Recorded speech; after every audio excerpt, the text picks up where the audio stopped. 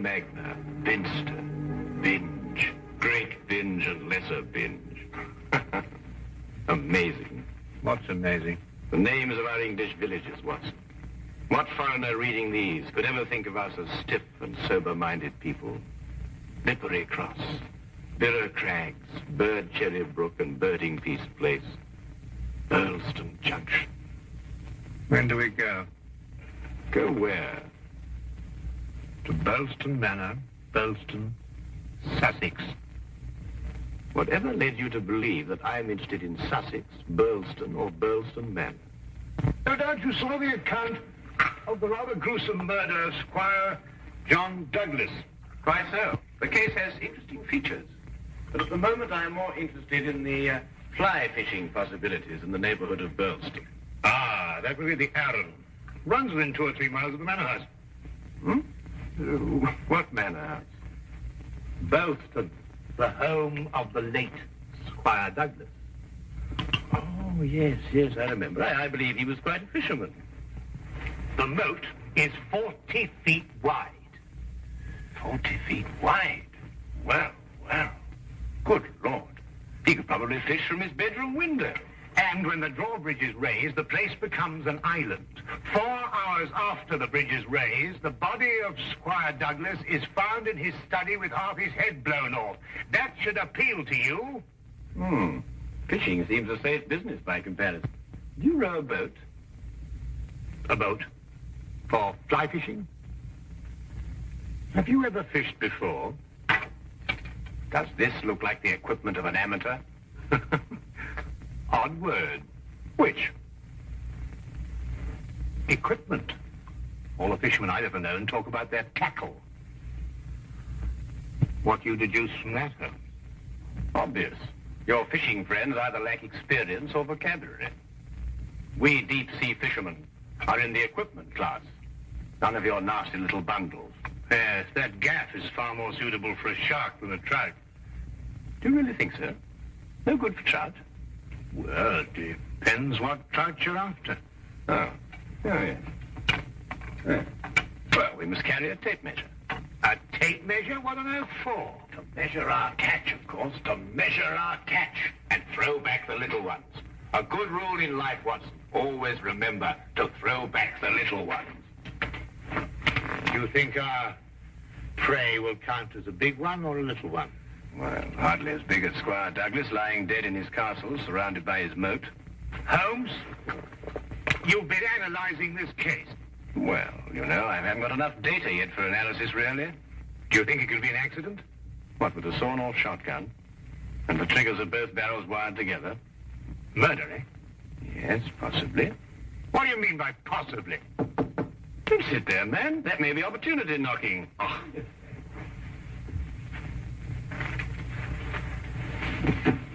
Come in.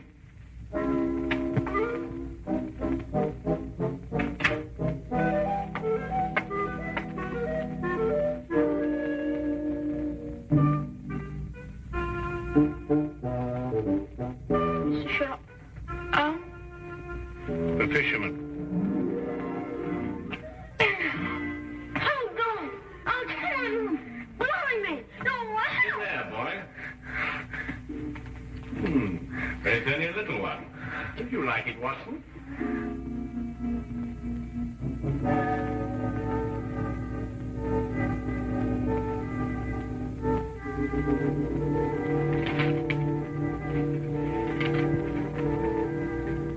Would appreciate your view. Intriguing affair. Burleston Manor. Signed, Inspector McLeod. Ha! Please, English, for I'm utterly baffled. Oh. Yeah, where is it? Where's what? Well, the tape measure, of course. Where is that tape measure? Holding the fiddle ties together, sir. Fiddle? Violin case, boy. Oh, tell me, Watson, how are we off for trains? Trains? Ah, yes. Now, let me see. Burleston. Yes, now, that would be the West Sussex Littlehampton Bognor line. Now, there's a 10:15. Now, that doesn't stop. Of course, it's a 12:3. That will get us in at 4:2 or 4:7. I say, I'd forgotten, actually. You say you can't remember whether it's 42 or 47. Come, Watson, you're slipping. Blimey. Does it keep all the times in his head? Where else, of course? We are a nation of railway pioneers, my boy. Like a great many Englishmen before him, Dr. Watson restricts his reading to the Bible, the Times, and Bradshaw's Railway Guide to the British Isles. Here, boy. Man of the March Hares, that's what you two are.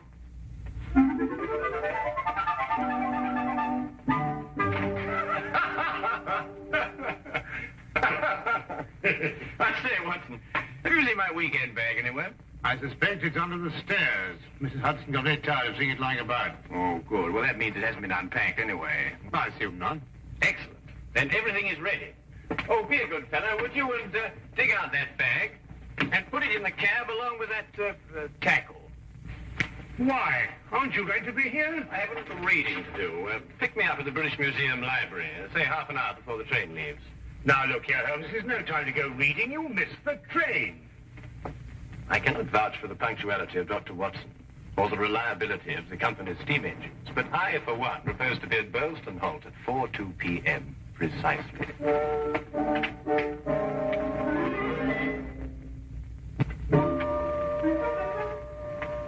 Or is it 4:07?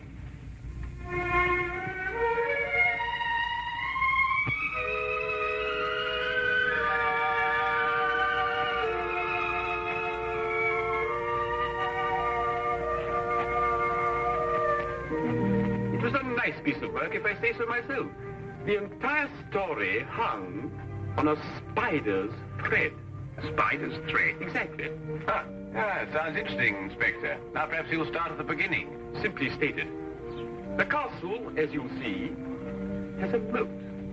And when it's up, as it was at the time of the murder, it's a sealed fortress.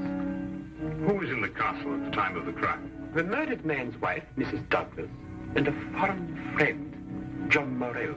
Just those two? And the servants. But we've been able to rule them out completely. And from your description of the house, it would have to be one of them. Either Mrs. Douglas, or this friend of hers, Morell, or both of them. They tried to make it appear as though someone had broken into the house and then dived through the windows to swing the moat. But you disproved that. Completely. How? I'll tell you when we get there. This murder weapon. A sawn-off shotgun, I believe.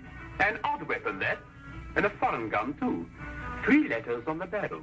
P-E-N. Aha. A larger P with a flourish over it, followed by a smaller E and N. That's right. The Pennsylvania Small Arms Company, the famous American firm. That's perfect. That's all I need.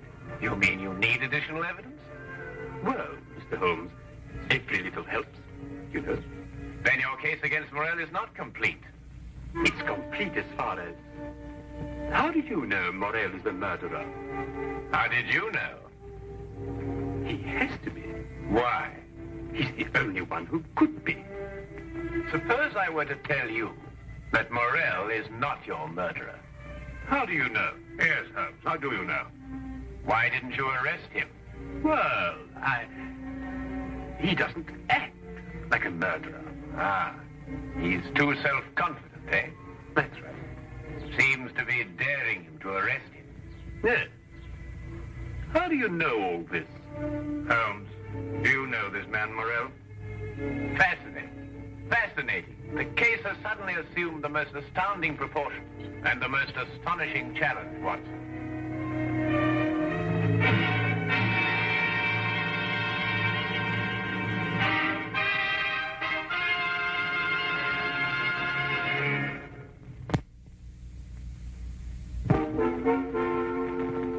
And now we return to the case of the Pennsylvania gun. Specimen of the period. Yes, it is lovely, isn't it? What did you mean, Mr. Holmes? Nothing. I just think it's a lovely building. No, I mean when you said that Morell didn't murder Mr. Douglas. Oh, that. Yes, what did you mean? How do you know he didn't do it? Well, if he didn't do it, she did. You're jumping again, McCloud. You're jumping. But it has to be one or the other. Does it really? What's he talking about? Well, then you know. No, I don't know. If 2 people are in a sealed house with a murdered man, One of them has to be a murderer. It's common sense. Ah, but is it logical? What do you mean, is it logical? I don't know, but Holmes says that all the time. I was hoping you might be able to tell me.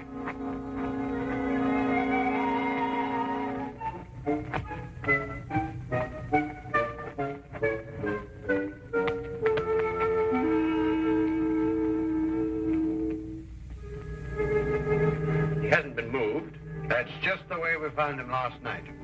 Watson? Of course, death was instantaneous. I should say so. The charge was not fired directly into the face, as the newspaper's account had it. I'd say the blast came from below, and that the gun was almost vertical. Excellent, Watson, excellent. May I see this shotgun, McLeod? Holmes, look at this. Good Lord. Wait, it's a brand like cattle. Well, how old would you say it was? Have you got your glass there? Yes. Thank you. It's very difficult to estimate marking like this, Holmes, but I'd say it's, well, it's over 15 years. 20.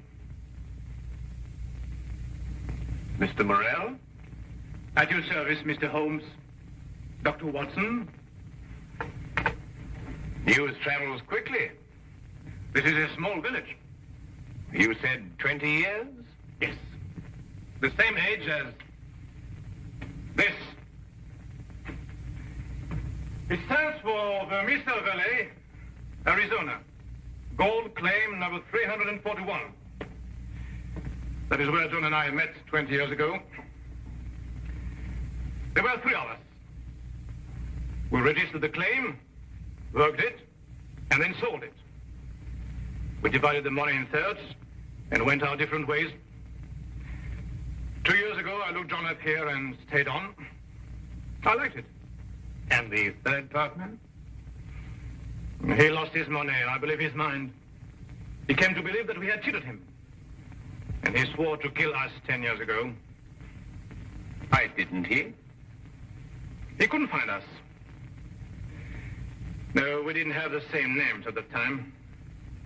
Do you think your old partner could have done that? I don't know, Mr. Holmes. I am not the detective. True. True.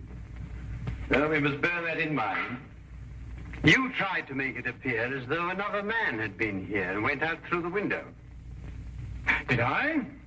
He tried to build an elaborate story. A man of his size was seen passing through the village wearing a loud tweed topcoat and a wide-brimmed hat. He was heading this way. On the window ledge, there is a footprint in blood, indicating, of course, that the murderer dived through the window and swam the moat. But he didn't. How do you know? Because, Mr. Morrell, outside that window and just a few feet down is a very large and at least a month-old spider's web. Anyone jumping or diving through the window would have to pass through the web. And no one did. Well done, McLeod. Well done. A spider's web. The English police have the most amazing allies, I must say. Now that you have made your deductions, Mr. MacLeod, exactly what do they mean to me? For the moment, nothing. But I suggest you do not leave the castle grounds. And if I try to live?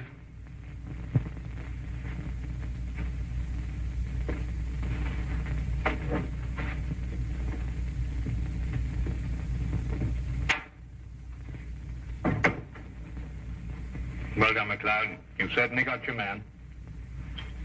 But I'm not rushing in to make any arrest. I'm going to make sure the case is iron cast. Oh, very wise. And what's the motive? Revenge for the Vermissa Valley affair? I've got to go a bit careful there, Doctor. If you ask me, it's a case of, cherchez la woman. Oh, what's he? Oh, is he a Douglas? Well, you know how these things are, Doctor, between us, men of the world. We know how a situation like this can... Oh, of course. Go. Go. Go. Delicate situation, though. Delicate. Yes, delicate. Might almost be called the case of the other man.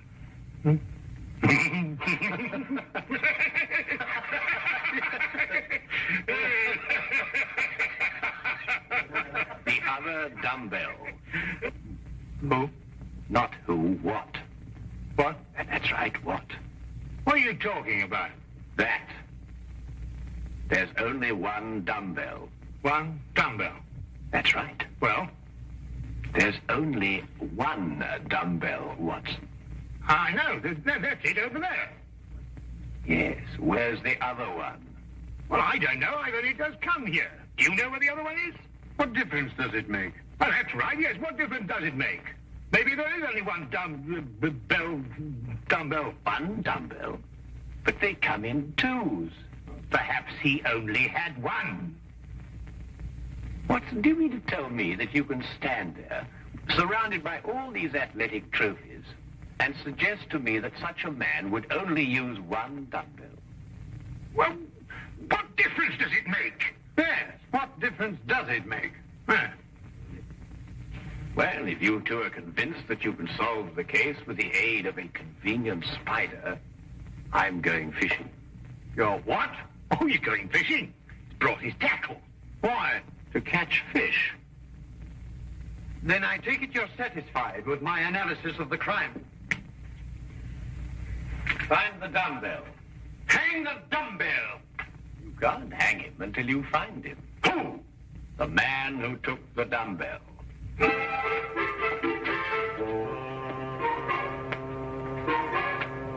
You've gone too far now, Holmes. I think you've made him very angry. Then he should fish. It soothes the nerve. Are you really going to fish?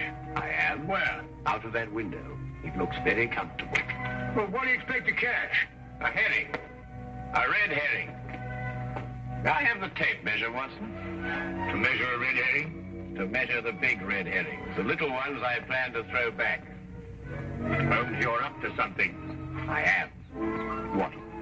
Would you like to help? Of course. Well, look. Take the good inspector down to the local pub and keep him there for at least an hour. While you fish for red herring? At the moment, I'm fishing for bait. I don't know what you're talking about, but I'll do it. Good. Remember, 1 hour. I may enjoy myself in the local and stay too.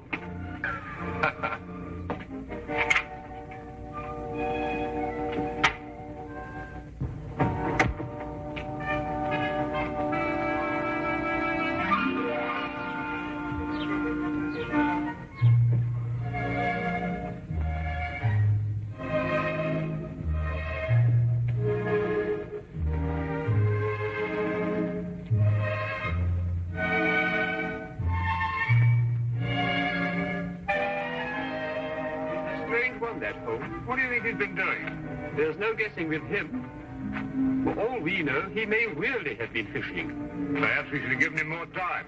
He's been an hour. That's all he asked for. Yes, that's right enough. Inspector McLeod?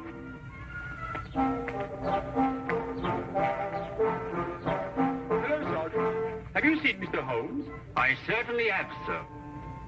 What's wrong? You know the staircase in that room?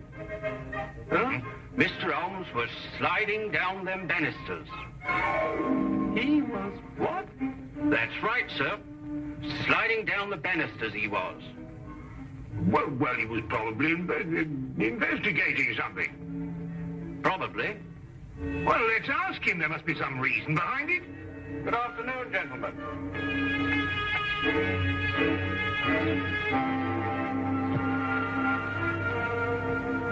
Go on. Ask him. Ask me what? Well? What have you been doing while we were away? Well, first I fished, No? and then I slid down the banisters. I told you. Why? Why not? Well, And you, Inspector McLeod, are going to drain the moat. I'm going to what? Drain the moat. Empty it right down to the bottom. I can't do that. That's a major engineering job. Don't you realize that's a real river that runs round the house? Well, in that case, don't drain the moat, but tell everyone you're going to. And then what? Then we'll all meet back here in an hour's time.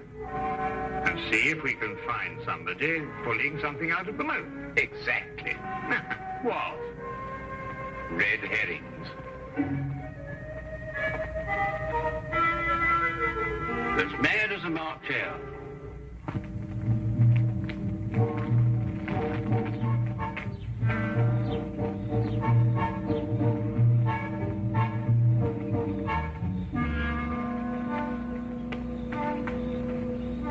How much longer?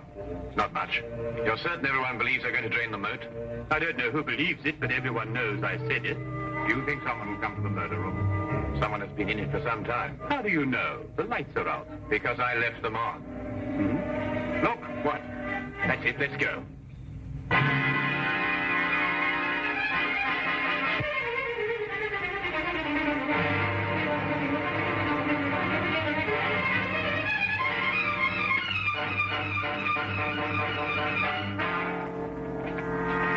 Oh, excuse me. What are you using for bait?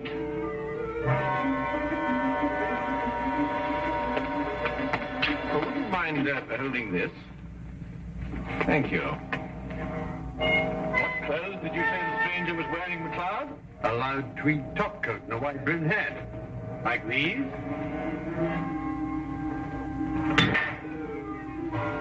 The dumbbell. Holmes, how did you know? When you're working near water, Watson, and a heavy object has disappeared, you may conclude, until you can prove otherwise, that it has been used to prevent some object from rising to the surface. All right, Morrell. You're under arrest for the murder of John Douglas. It is my duty to warn you that anything you say may be taken down and used in evidence... No, McLeod. You haven't got it at all. What? This gentleman didn't kill John Douglas because John Douglas isn't dead. He isn't what? Dead. The man whose body you discovered in here is the very man who came back to... No, you're not with me, are you, McLeod? Would you tell him, please? These clothes belong to our third partner. The man has been searching for you for 10 years. Yes. He found us and arrived here with a shotgun. He and John struggled, and the shot went off. That explains the vertical angle of the blast. In the ensuing struggle, the gun went off. I heard the report and ran down immediately. I timed it from your room. 15 seconds if you run, and 10 seconds if you slide down the banisters. I ran. I thought you would. John was panic-stricken when he saw what he had done. I got the idea to change their identities. But then where is Douglas? With the aid of my tape measure, I was able to ascertain that there is a hollow space behind that wall. I imagine it conceals a passage under the moat. Yes, Mr. Holmes, it does. And John has had a 36-hour head start. We'll stop him. I told him you would. I'll issue orders for the apprehension of Mr. Douglas, and we'll talk about your part in this, sir, in the morning. You have conspired to conceal evidence. I'll still be here in the morning, Inspector.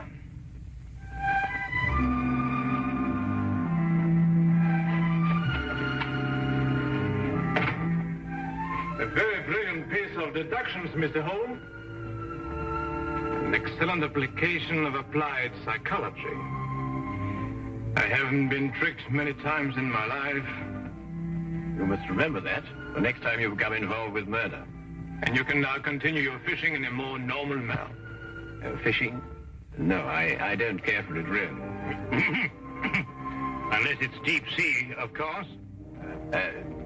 Yes. But in the absence of an ocean in the immediate vicinity, I think we'd better start back Baker Street immediately. Well, now, there's a 9:13 or a 10:23. The 10:23 will hold us on the Tunbridge quite a while.